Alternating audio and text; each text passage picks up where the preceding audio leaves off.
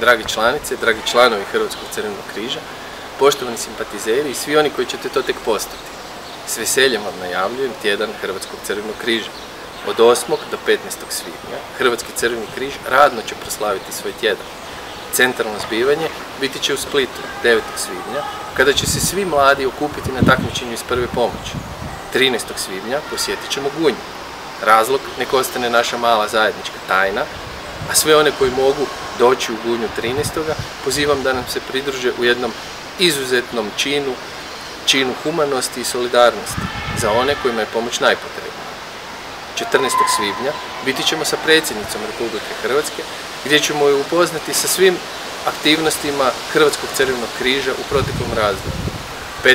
svibnja završava naš tjedan. U tom danu posjetit ćemo Karlovac, posjetit ćemo obitelji koje su 3 ili više puta bile poplavljene u prošloj godini.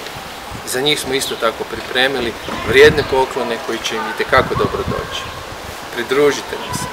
I još jednom hvala vam za sve što činite za Hrvatski crveni križ i one kojima je pomoć potrebna.